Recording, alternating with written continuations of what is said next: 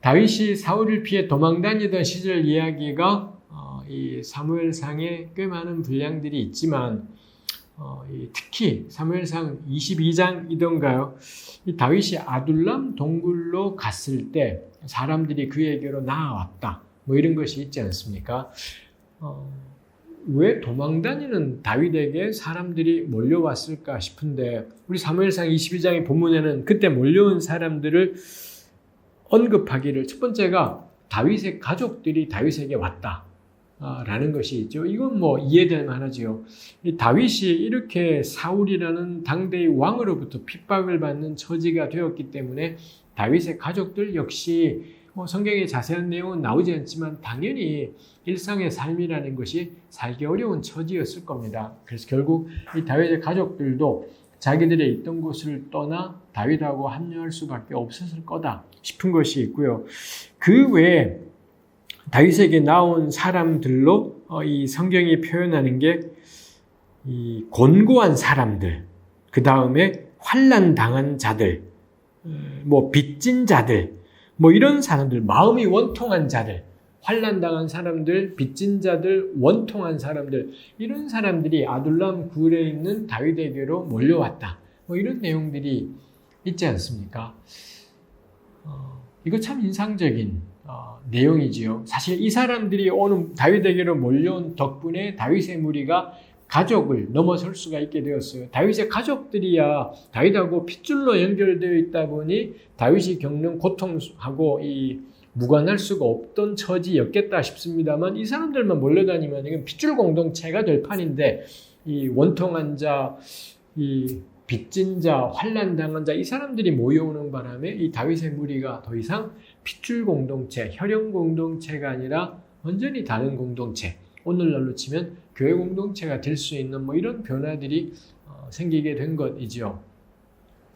거기에 있는 구절들 하나하나 따져볼 수도 있겠습니다. 마음이 원통한 자 했습니다만 그 원통이라는 단어가 구약에 어디 쓰이는지를 찾아보면은 이런 집단들이 어떤 사람들인지 어떤 인상들을 받을 수 있겠지요. 그 다음에 환난 당한 자도 마찬가지겠고 그럴 겁니다. 그 다음 빚진 자는 훨씬 더 사회적인 실체가 또렷하지요. 정말로 빚을 졌고 근데 살다 보니 달리 어떤 길이 없다 보니 빚을 졌고 근데 도무지 그 빚을 갚을 길은 없고 그럼 이 사람들에게 남은 것 자기 동네를 야반도주하는 것입니다.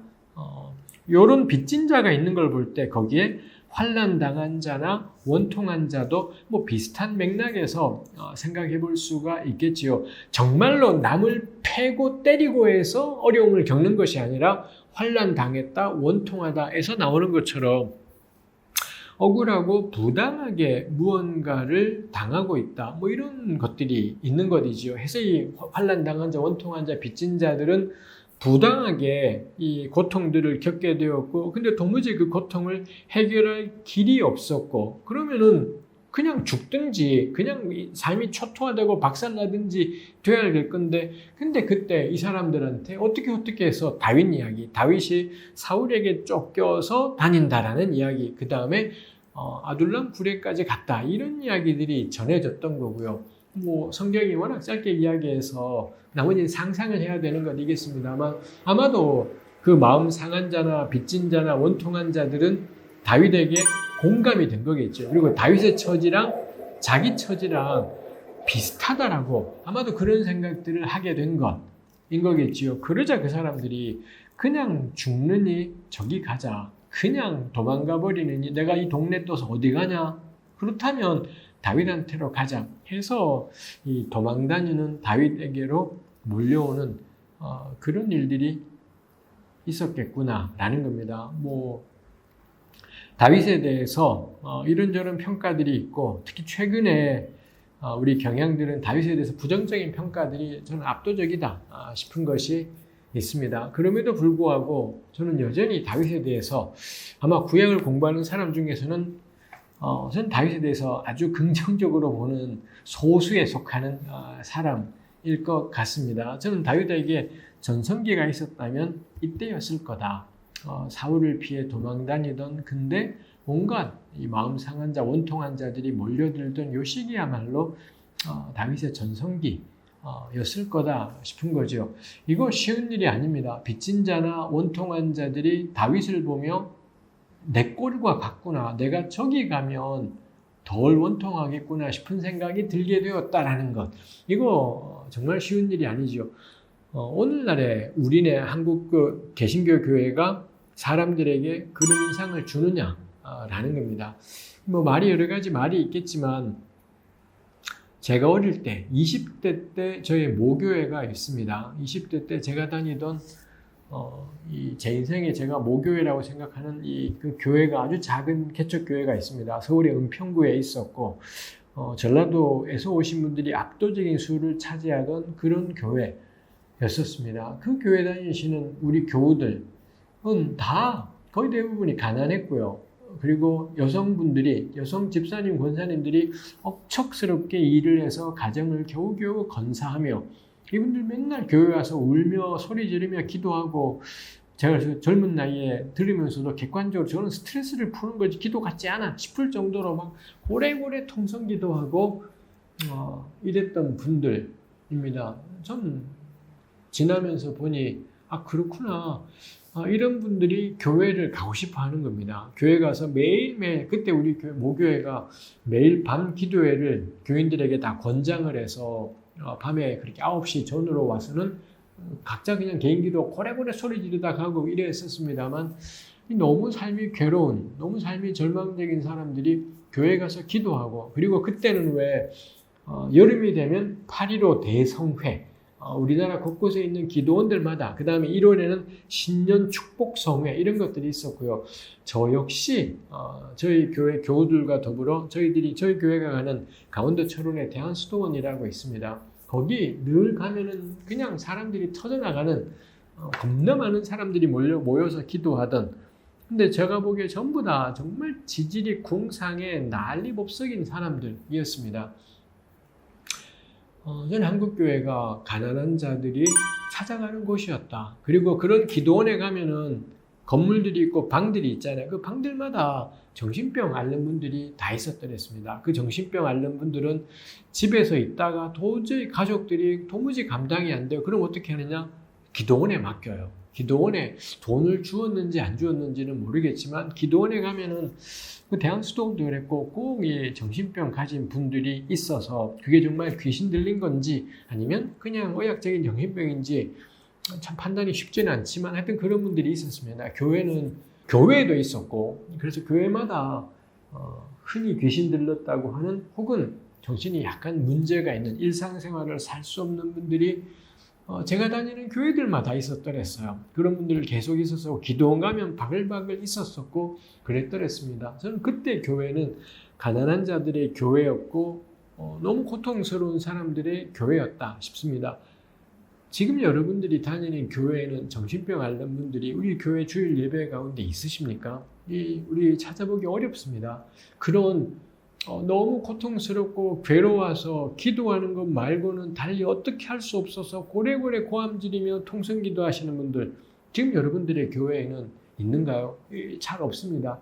지금 한국교회는 학력 수준도 겁나 많이 올라갔고 교양과 품위가 넘치다 보니 이제 그런 식 기도는 하지 않아도 돼요. 막 고래고래 고함지르며 기도하지 않아도 품위 있는 기도로 충분히 살아갈 수 있는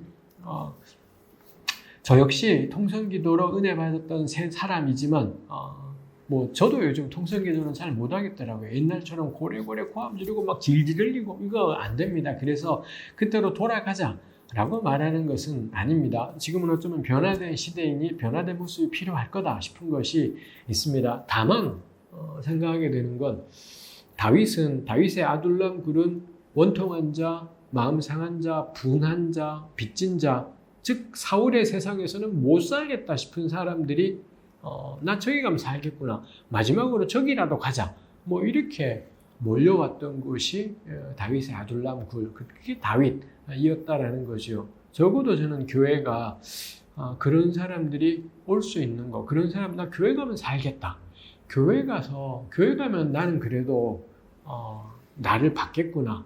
이게 저는 교회의 전성기이고 자랑이다 싶은 것이 있습니다. 근데 지금의 우리 개신교 교회들이 그런 곳일까 싶은 것이 있습니다. 저는 순복음교회를 좋아합니다. 조영기 목사님 설교를 제가 참 좋아했었고, 저는 적어도 순복음교회가 조영기 목사님이 사역하시던 순복음교회가 한국교회의 희망이던 시절이 명확하게 존재했다라고, 특히 여의도 가기 전 그때 순복음교회는 정말 한국교회의 희망이었다라고, 온갖 병든 자들, 아픈 자들, 문제 많은 자들 다 그때 조영기 목사님, 최자실 목사님 이런 분들 사역하실 때 다 그 교회 쫓아다니고 그 오순절 순복음 금식기도원 난리법석이던 시절이 있습니다. 지금 그때가 교회가 희망이었다 싶은 것이 있습니다. 지금 순복음교회는 단 한 톨도 우선 한국 개신교 교회의 희망이라고 생각되지 않습니다. 담임 목사님이 나쁘냐 안 나쁘냐와 상관없고, 뭐 그건 제가 한국교회 희망하고 거리가 먼 것하고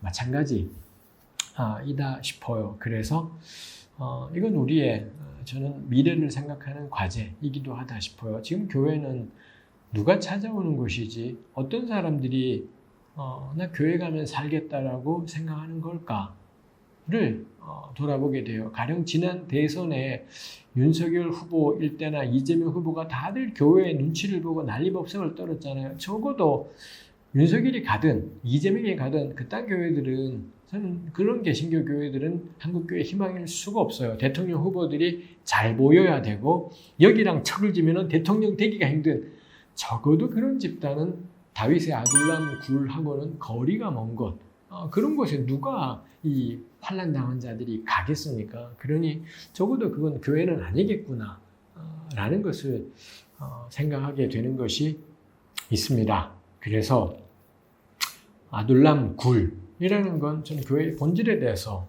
늘 저로 하여금 교회의 본질에 대해서 물어보게 하는 곳이다 싶습니다. 그렇습니다.